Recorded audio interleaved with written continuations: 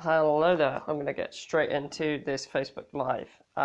If it's your first time tuning in and you're not sure who I am, my name is Rob from Rob Elite Fitness, and I'm a personal trainer and an online coach also, based in Bristol at Pure Gym Barrow Road, but I also, like I said, offer some online coaching. So I've got 10 minutes to spare today, and I put out a question on social media asking for questions from you guys, things that you're struggling with, things that you'd like help with. Anything at all that you feel like you might like some help with. So I had a couple of questions. I'm just going to get straight into it. As and when people join in, feel free to jump in with any questions that you have. But these are just a couple of questions that were passed on to me through both my Instagram, but also through my Facebook page. So one of the first questions I received was, do I recommend BCAAs and L-carnitine? I'm not sure if that's how you pronounce it. So really great tip for you. If you ever want to know about a supplement, I'm not talking particular brands, but just generic names like whey protein, BCAAs, L-carnitine, for example, go on a site called examine.com because they compile all the research relating to all the different supplement brands that are available. So one of the things they asked me about was BCAAs and L-carnitine. Now, BCAAs I know about, but L-carnitine I had to go on and do a little bit of research before I did this Q&A. So L-carnitine is basically used to boost performance. People often use it because they think it will help them with fat loss, but there's very little evidence to support the fact that L-carnitine actually helps to lose fat. If you want to do some further reading on L-carnitine, like I said, I highly recommend checking out the site examine.com. Moving on to BCAAs, which is what I know a lot more about. So BCAAs stands for branched chain amino acids, and it's basically made up of 3 amino acids. So you've got leucine, isoleucine, and valine. And the benefit of this is it can help to promote muscle protein synthesis and muscle growth. So effectively, BCAAs help you to build muscle. Another really good time in terms of benefit in terms of BCAAs is to reduce fatigue. So often what I suggest to people is that you take a BCAA kind of at the start of your workout and sipping on it in between your workout, just to kind of help to keep your energy levels up. So yeah, that's BCAAs. So continuing with the theme on supplements, somebody asked me what my view on supplement was. And it's something that I've sort of been discussing a lot on social media, and it's something that I'm always being asked by clients about, whether they should be taking protein powder, what supplements should they take. Oh, and somebody asked me recently also about meal replacement shakes. So in terms of my stance on protein shakes, meal replacement, supplements in general, my stance is that you should try and sort out your diet first. Try and get what you need from food first. If you have good nutrition, you're eating whole meal food, whole good quality food, you shouldn't have a need to use supplements. However, it's all well and good saying that. There are times when, for example, you might have a very busy lifestyle. It's also a lot more convenient, for example, to have a protein shake after a workout. So sometimes it's actually a lot better to just have a supplement, for example. So the main time really that you should look at having supplements is for convenience. So real food first, supplements second. And like I said, supplements are there for convenience. It's sometimes a lot quicker and easier just to have a shake post-workout. In terms of the ones that have the most research backing them, whey protein, and you should generally probably have that post-workout. It's just quick and easy. And you can sometimes also, what I like to do is mix it in with my porridge in the morning, more for flavour rather than anything. But also porridge on its own doesn't have a lot of protein in, so by adding powder I get a bit more protein from that meal. Other ones that are good to have would be something like a cod liver oil or omega-3 tablet.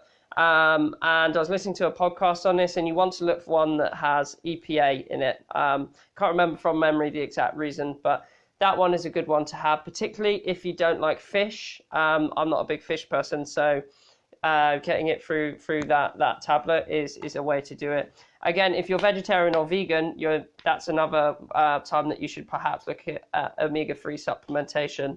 Other ones that are very heavily researched and backed by science are things like creatine monohydrate. That's a very good one to have. I've already mentioned protein. BCAAs, I would say, again, it comes down to convenience, but they're potentially something that if you struggle with fatigue in the middle of your workouts, they can kind of help to keep your energy levels up. But in general, meal replacement shakes I would not recommend. I would suggest that you try and sort out your diet.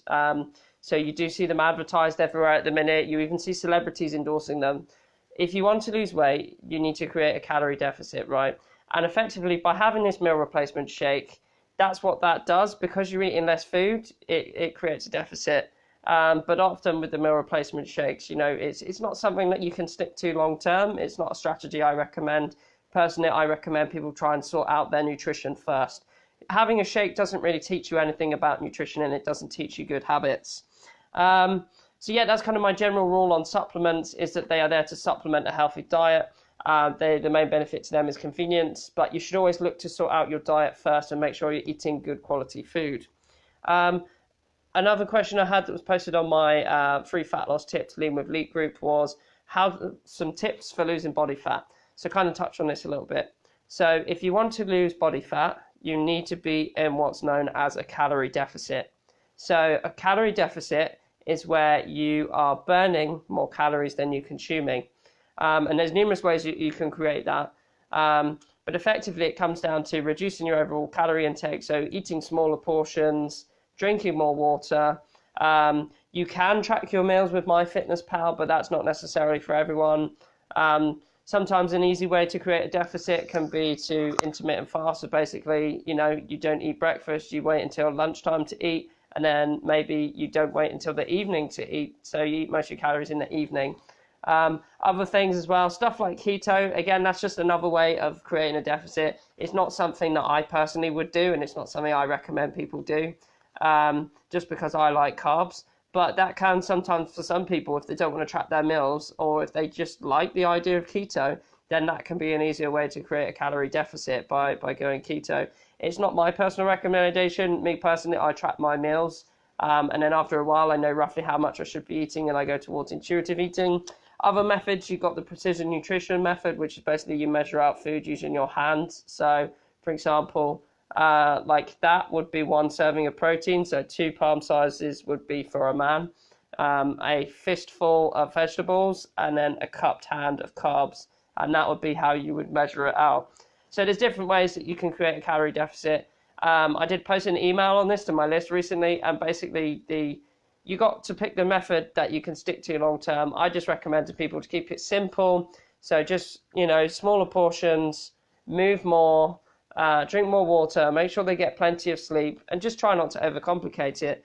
So that is kind of my 10-minute Facebook Live there. I'm not sure how long that's been going on for. If there's anyone watching now who has any questions at all, feel free to jump in and I will answer them. We just had one come in. Hey Patrick, thanks for tuning in. When I exercise a lot during the day and eat healthy, I get very hungry around 8:30/9. Let's talk snacks. Right.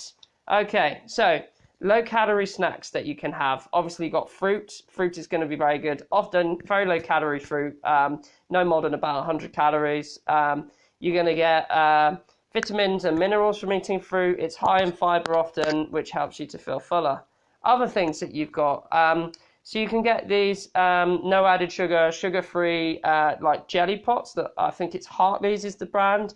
And they're about 60p. You buy those, they're no more than about 5 calories for the jelly pot.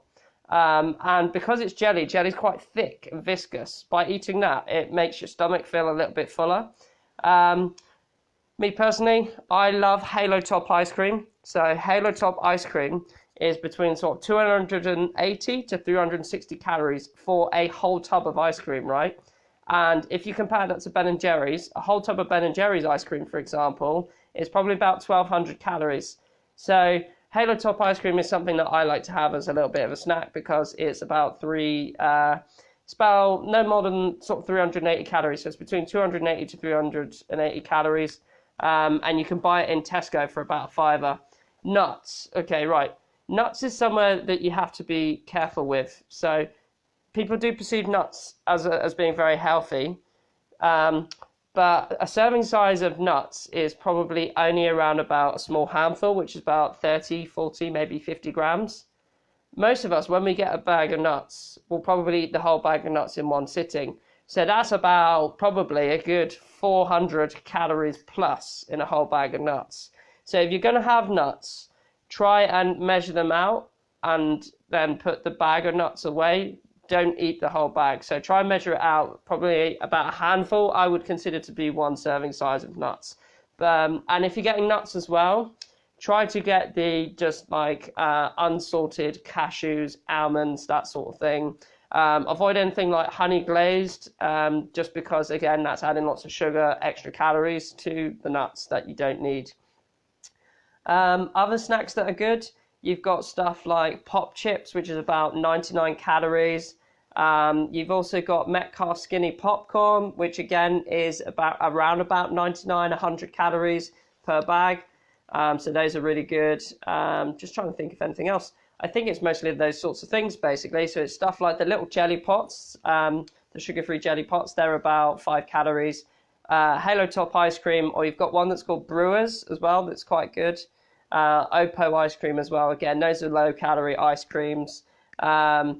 You've got fruit, again, quite low-calorie. Nuts, be careful with.